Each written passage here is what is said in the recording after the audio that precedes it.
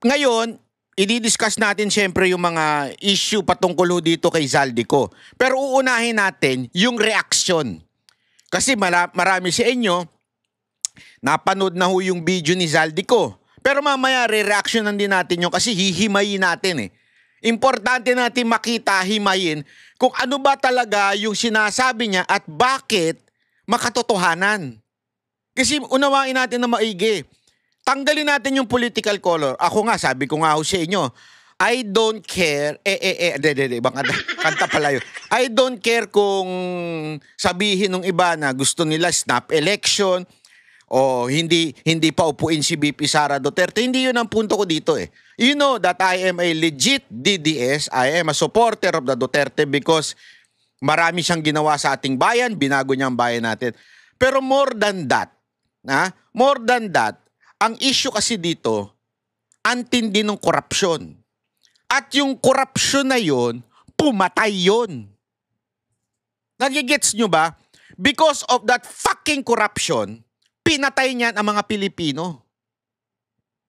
Dahil dyan sa hindi ginawang mga proyekto, maraming namatay at nasawi pag tuwing bumabaha at umuulan. So ano ibig ko sabihin? I cannot tolerate this.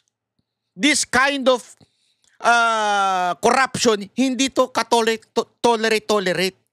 Isa ho itong katarantaduhan para sabihin mo, hindi, okay na, titisin ko na lang si Marcos. Dahil lang ayoko si BP. Hindi yun. Hindi ho yun pwede. Pangit ho yun. Kaya nga ngayon, pag-usapan ho natin yung mga reaksyon. Reaksyon ng mga tao. Ha? Iisa-isayin natin yan. Ha? Unahin natin itong si ano. Ay, nako. Etong reaksyon ng walang iba kung hindi...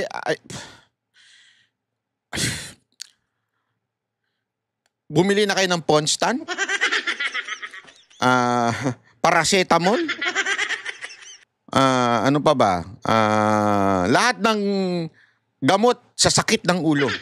Dahil pag narinig nyo ito, talagang sasakit ang ulo ninyo. Sasakit talaga ulo ninyo. Ha? Ready na kayo? O sige, play na natin. Bahala na, tis-tis na lang tayo ha. Magandang araw, Malacanang Press Corps. Katatapos lang mag-ulat ng Pangulo kahapon ng mga nagawa upang mapanagot ang lahat ng sangkot. Tangina, boses pa lang, irita na eh, no? Kakairita na eh. Hindi, totoo, boses pa lang, nakakairita na eh. At saka, alam nyo ba, ang bilis nila ha, sinasabi nilang hindi daw natataranta ang Malacanang. Paglabas ng video ni Zaldico, ilang oras lang, gumawa na kagad sila ng press con. Lahat sila nagsalita. Sa loob lamang ng 3 buwan matapos ibunyag ni Pangulong Ferdinand R. Marcos Jr. ang mga irregularidad sa mga maanumalyang flood control projects ng bansa, marami na ang mga lumutang na personalidad at ang kanilang mga di umanong kinalaman dito. Kabilang narito ang dating kongresistang si Zaldico. Ayan na. Ang pagkakasangkot ng pangalan ni Zaldico ay bunga ng mga ebidensya, mga testimonya, at mga di umanong pagpapayaman niya na makikita sa mga ari-ariang naipundar nila. Dahil lumiliit na ang mundo ni Zaldico, kailangan niyang umiwas at iiwas ang sarili at mag-name drop kahit walang katibayan at laway lang ang puhunan. Una-una, I don't think maiiwas niya yung sarili niyan. Wala siyang iniiwas dito. Akin by admitting na you are part of that corruption, ay hindi pag-iwas. So dun pa lang sa logic na sinasabi mong para umiwas, walang pag-iwas dun. Gets mo ba? Auntie Claire? Walang pag-iwas dun. Inamin mo eh. Inamin mo you are part of that corruption. Ikaw ay nagpakasangkapan para magkaroon ng 100 billion insertion and corruption. Hindi, ibig sabihin nun, mapapawalang sala na si Zaldico. Yung kasi iniisip nung iba eh. Kaya maliho yung understanding na, wala yan, nagturo lang yan para para maiwas yung sarili. That's not true. Kasama pa rin siya dun sa crime. Kasi una-una, inutusan ka ng mali. Ginawa mo yun. Tanungin kita, halimbawa ikaw inutusan kong magnakaw para sa akin. O, nakawin mo yung iPhone 17 Pro Max para sa akin. Pupunta ka ngayon sa Apple Store sa Japan kasi walang tali dun eh. Yung mga iPhone dun, di katulad dito, taling-tali talaga yung iPhone eh. Kulang na lang, lagyan ng kadena eh. Do, walang kadena, pwede mong pitikin. Inutusan kita, shh, kunin mo ngayon yung iPhone 17 dun. Oh, bigay mo nga sa akin. Akin yan, nakawin mo. Bibigyan na lang kita ng porsyento, bayaran kita 5,000. Nung ninakaw mo, di ba? Nagalit sa'yo yung lahat ng Apple. Sinabi, ikaw, Auntie Claire, ikaw ang nagkasala, ikaw ang nagnakaw dito. Eh, hindi ka na nakatiis. Sinuplong mo ako. Hindi, inutusan lang ako ni Banat Bay. Tanungin kita, ligtas ka ba dun sa krimen na ginawa mo? Hindi. Hindi. Kaya hindi pag-iwas yan. Maaaring, sinuplong mo lang, sinabi mo lang yung mga kasama mo, pero kasama ka pa rin dun sa krimen. So yung ginawa ni Zaldico ay hindi ho yung pag-iwas, katarantaduhan ho yung sinasabi nito. Na para umiwas si Zaldico, hindi siya umiiwas. Ayan din, damay pa rin siya. Para masagip ang sarili sa paratang ng pagnanakaw. Paano masasagip? Eh, inamin niya nga na nagpasangkapan siya. Hindi ko ma-pronounce yun na maayos ha. O di ba inamin naman niya eh. O ako, inutusan ako. So ginawa ko ito. O. Sa kaban ng bayan at mapalitaw na siya ang biktima, siya ay magtatahi. Eh, hindi ho siya biktima. Ang tingin ko pa rin sa kanya, mas lalo nga ngayon na-confirm. Hindi, di ba? Inamin niya eh. Mas na-confirm sa akin na magnanakaw din siya. Kasama ho siya doon sa sindikato na yun. Yung particular crime na yun. Oh, na insertion. Kasi alam mo palang sinasabi, kasi ganito nangyari, parang sinasabi mo, oh, because of that insertion, nagkaroon ng ganito. Hindi ibig sabihin nun, ligtas ka na doon. You're part of that scheme. The court will be the one to determine whether that is legal or illegal, if that is crime or not crime. But that particular action ay kasama ka pa rin doon. So hindi pag-iwas yan, Ale. Ng maling kwento laban sa ibang tao. Magtuturo ng iba, puwera ang sarili niya. Kahit na ang ari-arian niya at ng kanyang pamilya ay nagsusumigaw ng ebidensya. Meron ba? Meron ba umiiwas sa kanya? Hindi, lalo siyang bumaon dito. Inamin na niya, siya na mismo naglagay ng insertion. Inamin niya na yun. Sa kanya. Ang kanyang naging pahayag, mas nagbunga pa ito ng maraming katanungan. Imbes na sagutin ang... Hindi, sagot na sa amin. Katanungan siguro sa inyo. Ba't ang tanga-tanga ko, ganun? Hindi, sa mga loyalista, ba't ang tanga-tanga ko? Hindi ko alam si Marcos pala yung nag-utos. Sa inyo siguro maraming tanga. Ewan ko kung sino-sino yung mga yun. Pero marami ho sa inyo ang nagtaka na ay, nagawa ni Marcos yun. Hindi kasi, eto honestly may mga nakausap din akong not really DDS or Pinklawan or loyalist, yung ordinary Pilipino. Ang tanong sa akin, ay hindi ko akalain na ganun pala si Marcos. Sabi ko, hindi mo akalain. Ano ba ang history ng mga Marcos? Mababait ba sila? Hindi kasi nagtatanga-tangahan tayo. Sandali, balik natin sa history. Ano ba ginawa ng mga Marcos? Nakalimutan ba ninyo? Tapos sasabihin nyo ngayon, maraming katanungan na hindi masagot. Paano nangyari yun? Paano nangyari yun? Hindi nyo ba nakita yung mga hatol sa kanila ng korte? Na ngayon, tila nalusutan na nila? Diba? Tandaan ninyo, may hatol pa sa kanila yung ill-gotten wealth. So, yung pamilya nila, ganyan talaga. Tapos ngayon, magtataka kayo. Tatanga-tangahan tayo? Kanyang papel dito sa sinasabing anomalya. Lahat ng mga sinasabi ni Zaldico ay pawang mga imbento lamang. Imbento? Walang basihan, walang ebidensya. Nako po, patay ka dyan. Naglabas siya eh. Naglabas siya na listahan eh. Yung binigay sa kanya doon sa Louis Vuitton bag. Hindi kasi brown eh, di ba? Alam may mga brown kasi yung minsan Louis Vuitton. Pero meron iba rin naman. Pero yung binigay sa kanyang parang lalagyanan, di ba? Yung yun inilabas niya sa social media. Pinakita niya mismo. Ito yung insertion na pinalagay sa akin, no? May ebidensya. Ano sinasabi mong walang ebidensya, Manang? Umuwi muna siya sa Pilipinas at sumpaan ang kanyang mga sinabi at harapin ang mga demanda o kaso laban sa kanya. Alam mo, pahirap talagang humarap yan. Mantakay mo, ituro mo si Marcos at saka si Romualdez. Yung pinakamakapangyarihan sa Pilipinas. Yun nga lang bumabati ko sa kanya. Bumabati ko kay Marcos at kay Romualdez. Tinadtad nyo ng demanda. Pauuwiin nyo pa yan? Sabi nga niya, di ba, meron nga siyang banta daw sa kanyang buhay. Mas lalo na ngayon na binulgar niya na publicly. Hindi lang banta sa kanyang buhay, baka pati doon, ipayari na siya doon. Hindi ko alam kung sino magpapayari, ha? Pero sabi niya yan, hindi ako nagsabi. Sabi niya yan na meron, wag naman sana daw siya ipapatay. Sabi nung abogado niya, takot daw na mabaril. So ibig sabihin, baka nga ngayon, kung sino man yung tinutukoy nila na gustong yumari sa kanya, baka ipayari siya doon sa mga spy dyan sa ibang bansa. I-sniper siya, di ba? Mas delikado nga siya ngayon eh. Pakatandaan natin, nagsimula ito sa sinabi ng Pangulo sa kanyang Zona 2025. Mahiya naman kayo.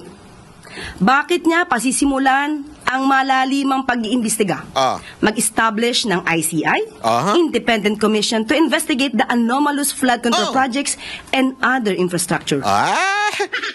Ang dali-dali i-debunk yan, madam. Madaling i-debunk yan. Yung kasi alam mo, tandaan ninyo, saan ba nagsimula lahat ito? Kung maaalala ninyo. Sige nga, para sa ating memory. Saan po ba nagsimula ho ito? Tandaan ninyo, nagsimula ito nung nagkaroon ng parang podcast si Pangulong Duterte at saka yung si Congressman Ungab na may mga blanco. Diba? May mga blanco na doon sa budget. Which is nagtugma din doon sa SONA ni Marcos na pinagyabang niya yung 5,500 flood control project. Pagkatapos, bumaha. Doon sa blank page ng budget, documented yun. Yan po ay legal paper na nanggaling mismo sa Kamara. At the same time, yung mismong dikta na ng langit, bumabaha kahit 5,500 ang flood control project. In other words, hindi maiiwasan. Hindi maiiwasan para itong bulkang puputok na. At yun na nga, pumutok na. Kaya kailangan merong managot. At kung ikaw ay matalino, si Marcos matalino, tuso yan eh. Tuso yang na yan eh. Para maiwas sa'yo yung investigasyon, ikaw ang mag-imbestiga. Gago! Diba? Bigyan kita na example. Yung mga lalaking nangangaliwa. Yung mga asawa ninyong nangangaliwa. Sila na may kasalanan, sila na may kabit. Anong gagawin nila? Pagbibintangan pa yung mga asawa nila. Ikaw eh. Ikaw talaga yung may kabit eh. Yung driver nyo driver natin, kayo dyan, nakita ko kayo, naglalaro kayo ng pingpong. Nagpipingpongan kayo. Kayo, di ba? Mag-ibintang ka ngayon sa iba. Bakit ganito? So, gagawin mo, ikaw mismo ngayon, ang magpipretend na, okay, sige, imbestigahan natin yan. Nag-create ka ng sarili mong quote-unquote independent. Pero sino may control nun? Sino nagpapasahod dun? Sino nag-budget dun? Di ba ikaw din? So, kung talagang independent yan, dapat sana binadgetan yan at hindi magagalaw ng presidente. Kasi nga independent eh. Ikaw nag-start dyan. Ikaw ang namili ng tao dyan. O, edi lusot ka. Kung gusto mo lumusot, ganun ang gawin mo. O, di ba? Kumuha ka na mag-iimbestiga na sa'yo ikaw mismo. Kuwari, gusto mo nang pa-imbestiga. O, sino sa atin ng naglolo ko, sa ating mag-asawa? O, kukuha na lang ako ng investigador ha. Para ikaw ang kumuha, ikaw ang nagpasahod. Sa tingin mo, ituturo ka ng investigador? Di ba? Ang daling, yung mga pautot ninyo, dali-daling Kung ang Pangulo ay may kinalaman dito. Logic! Logic. Hindi ba dapat na iiwasan niya ang issue nito kung siya mismo ang mapapasok? Wala na. Hindi mo na maiiwasan yung issue. Kasi ganito lang yan Dalawa lang yan. Dalawa lang pwede mong gawin. Iwasan mo yung issue o ikaw ang mag-control ng issue. Iwasan ng issue, malabong mangyari. Bakit? Nandyan ang ulan. Nandyan ang dokumento na blanco. Nandyan ang mga proyektong ghost. Ibig sabihin, wala. Lalabas at lalabas yan. Puputok at puputok. Sabi ko nga sa inyo, ang tae, ikahon nyo man yan, ilagay nyo sa cabinet nyo, mangangamoy pa rin yan. Tae yan Ibig sabihin, hindi na maiiwasan. So, anong gagawin mo? Pangungunahan mo na lang. Sinong umutot? Diba ganun nasa elevator. Umutot ka kahit pinipigilan mo. Dali. Unti-unti pa.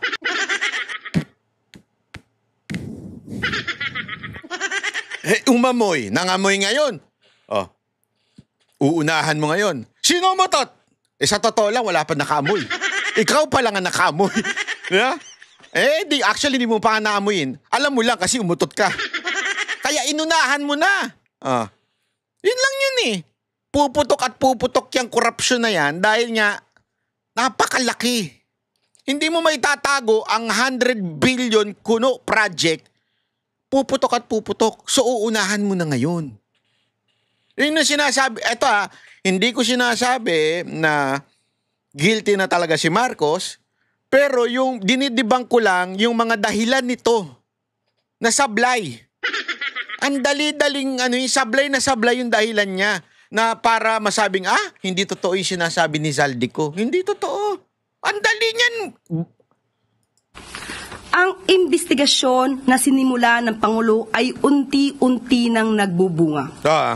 Malinaw na ang mga pangyayari.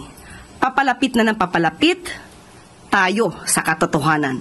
Kaya't alam na namin Kayo lang ang nagbubulag-bulagan. Alam na ng taong bayan. Gusto mo malaman kung alam na ng taong bayan?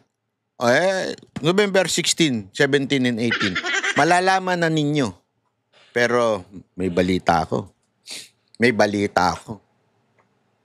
Posible magkaroon ng martial law. Kaya, antabayanan nyo lang. Tandaan ninyo, ginawa yan ng kanyang tatay nung napipeligro na yung administrasyon ni Marcos Sr. Nag-declare na martial law. Kasi ganun sila ka-desperate Maniwala kayo sa hindi. Darating na yung panahon na pag talagang yung tao, kasi ngayon galit na tao. Kahit saan ka pumunta, sa kubeta. Punta ka kanina, punta ako sa kubeta Nung pagkatapos ko kumain ng napakasarap na steak, So, nandun na ako. Nag-uusap yung mga janitor. Tsaka yung pumapasok na mga tatae rin. Alam mo pinag-uusapan? Si Zaldico. Kaya alam na ng taong bayan ang katotohanan. Kayo lang mga nagbubulag-bulagan. Sabi nga nila, mahirap magising ang nagtutulog-tulugan. Mahirap makakita ang nagbubulag-bulagan. Yun ang totoo. Pilit ilihis upang makaiwas ang mga tunay na may sala sa katarungan. At handa na po akong tugunan ng inyong mga katanungan. Sige, tanong natin. Payagan kaya ako, SMNI, pwede ho ba ako na lang ang ipasok nyo dyan sa Malacanang Press Cartel? Dyan sa ako magtatanong kay Auntie Claire. Maricel Halili from TV5. Kasi yung mga tanong dito parang parang planted. Yusek, magandang hapon po. So ano po ang plano natin kay Congressman Zaldico? Because I understand ang sinabi ni Presidente, we cannot cancel his passport. Pero ano po yung plano natin ngayon para mapauwi siya dito sa Pilipinas? Ito po ay nasa kamay na rin po sa Grabe, no? Yung tanong, hindi about doon sa sinabi ni Zaldico. Yung tanong, paano ba natin yan? Anong gagawin natin? Anong gagawin natin dyan sa kanya? Paano natin pauwi niyan? Paano maano yan? Sabi ko nga, grabe yung tanong na yun. Ang daming sinabi ni Zaldico, sana yun yung ibinato nyo dito. O sabi ni Zaldico, ganito. Pak. Ha? Paano mo mabibigyan ng dahilan to? Pak. Hindi eh. Ang tanong, paano natin pauwi niyan? Ha? Ano ba? Pauwi na dyan? yung pagkakaalam ay may pending na pong mga complaints na naisampa sa kanya. At sana po ay mapabilis na rin po ng ombudsman ang mga pagresolba sa mga kaso na ito. At sana daw mapabilis ang ombudsman. Tanungin ko kayo. Sige. Bukas na bukas. Ang bilis niya, no? Bukas na bukas, mag-iepal na naman si Remulla. Sabihin niyan, we're working on it in a matter of time. In a matter of minutes. The passport is canceled. Bigla. Noong una ayaw nilang pauwiin eh. Ngayon, pansinin nyo, ang dami. Ngayon, biglaan yan. Bigla makakancel. Pexman. Kung sila ay makakapag-recommenda, kung ano man naman i-recommend nila for dismissal or for filing of the case to the Sandigan Bayan, sana mapabilis na rin po. Kasi ang taong bayan po ay naghihintay na rin ng mabilisang aksyon. Hindi po siya mapapauwi sa ngayon dahil ang naaayon po sa batas, ang hindi pa po nakakasuhan at tinuturing na pugante. Dahil wala pa pong warrant of arrest na nai-issue ang court, o kaya ay siya naman ay hindi pa naman convicted at siya'y tumakas. At hindi natin masasabi na yung kanyang passport ay naisagawa at nai-issue ng, through a fraudulent act. So wala po pa kasi basehan para mag-file ng petition or application for cancellation of passports ni Zaldico and DOJ at malamang po madismiss po ito ng korte kung hindi po bibigyan ng basihan sa pagkakasila ng passport. Meron po kasing mga opinion like that of Senator J.V. Ejercito na once na considered as a national security threat, pwede naman na pauwiin at kanselahin yung pasaporte kahit na wala pang direktang kaso. Do you consider him as a threat? Or at least ang kaso po na ipapataw sa kanya or malamang na maisa pa sa kanya ay patungkol lamang po sa graft and corruption, maybe plunder, hindi po natin alam kung ano magiging kaso dito. But hindi po ito sa ating palagay ay makukonsidera na issue about national security. So yun po. Sige ha. Sunod na tanong mula kay Raquel Bayo. Sinabi mo yan ha. Sinabi mo yan. Baka agad-agad, bukas na bukas, iba na naman ang kwento mo. Ganyan ka eh. Radyo Pilipinas. Yes, sir. Good afternoon. Isa po din sa mga accusation ni Zaldico, si Pangulong Marcos umano po, yung nag-utos ng 100 billion peso insertion, na karating na po kaya ito kay Pangulong Marcos. What was his reaction po? Opo, at ang updated naman po ang ating Pangulo at katulad naman po sinabi ni Secretary Mina, hindi po obligasyon at wala pong papel ang Pangulo sa sinasabing insertion. Sabi nga po nila. Ayan, eto. Pakinggan ninyo ito ha. Napaka-importante nito.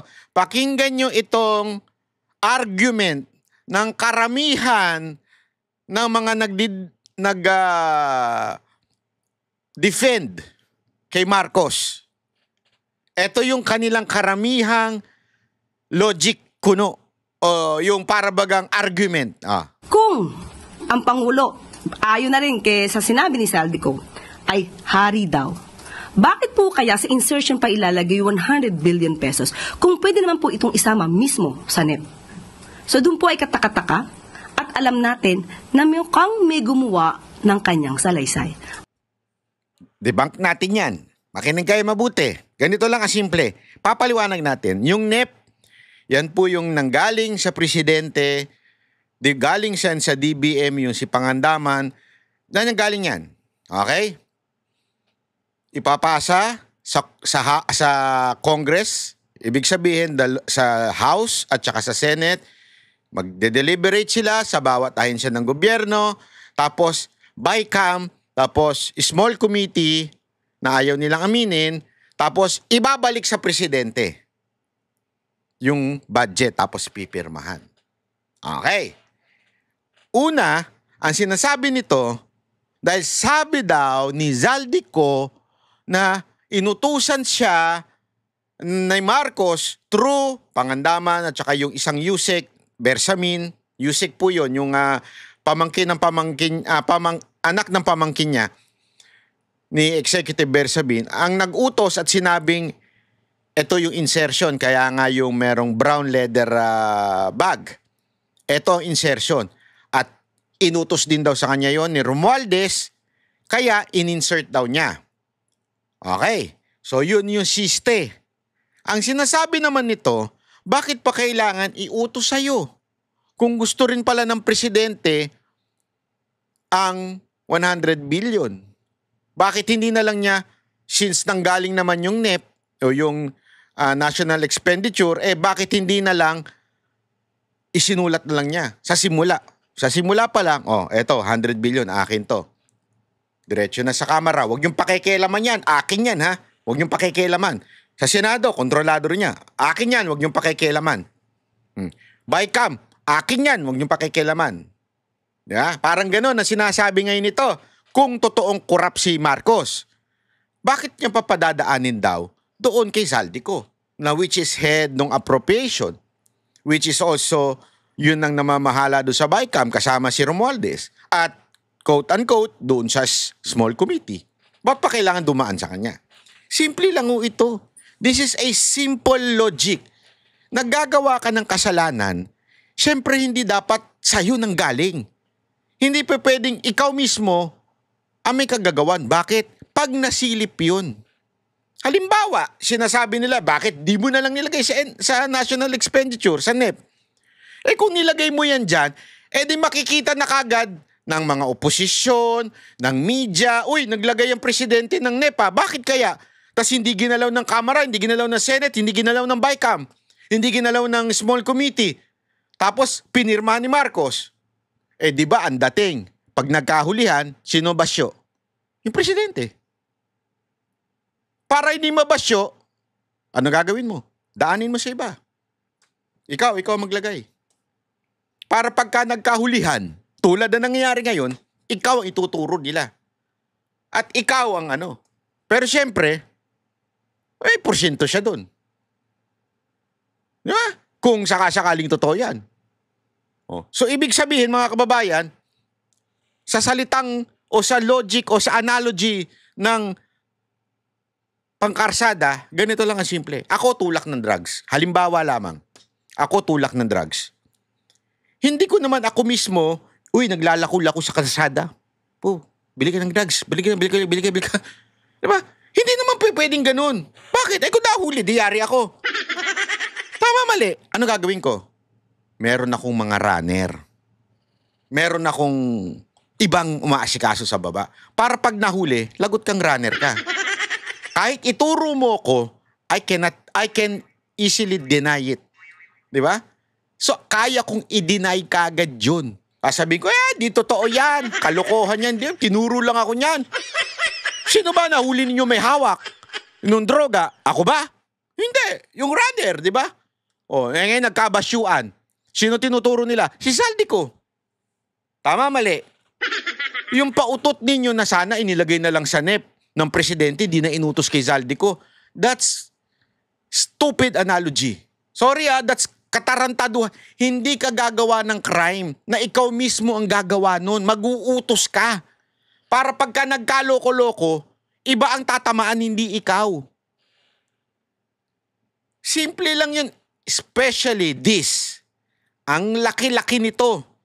Pag nagkaroon ng iskandalo, kung sa'yo mismo nang galing yun, 100 billion insertion, huling-huli ka na.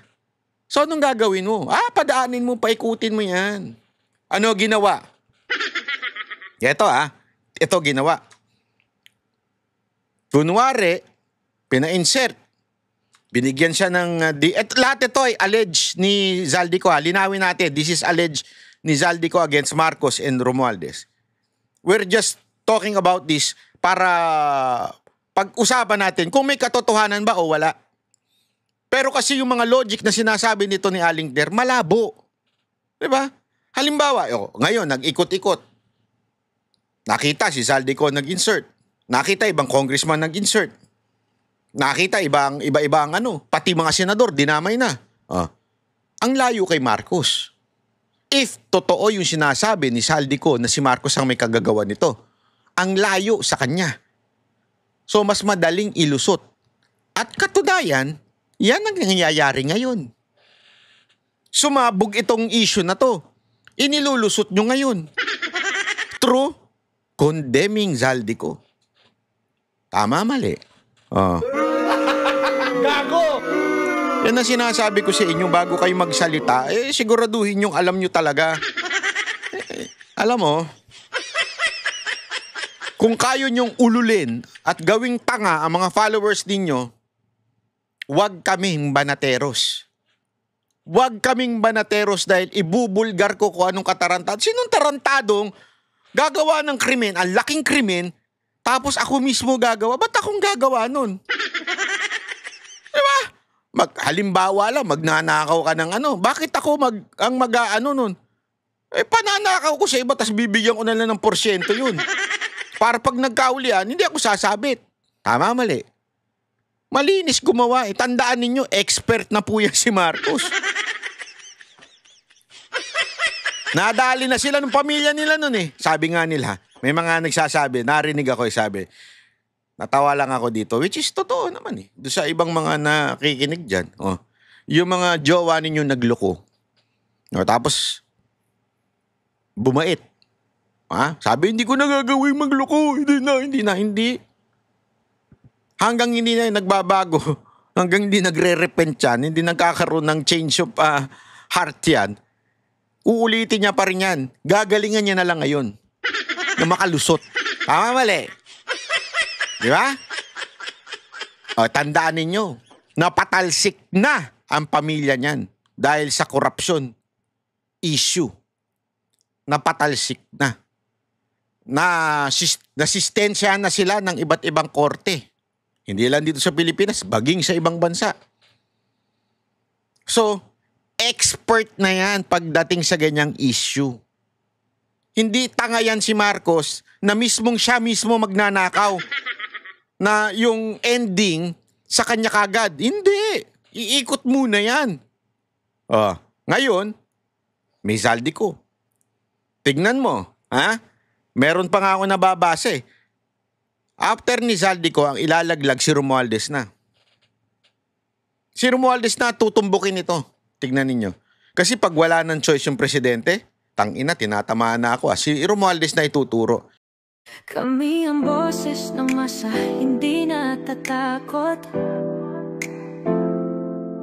Katotohanan lang, di kami nalulunod. Walang bahid ng sismis, lahat ay totoo. Kahit sino ka pa, pag mali ka babanatan ka.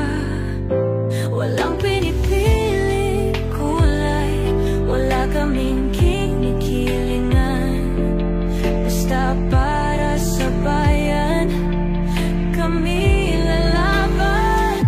Pagdama palakpakan, pag mali banatan, di matitinag, di matatakot. Para sa bayan, tuloy ang sigaw. Sa harap ng kamera, walang halong takot. Mga baluktot, lahat kayo'y tutumba. Ang hustisya at totoo, yun lang ang mahalaga.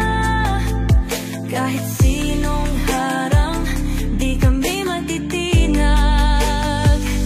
Walang pinipiling kulay, wala kaming kinikilingan. Basta para sa bayan, kami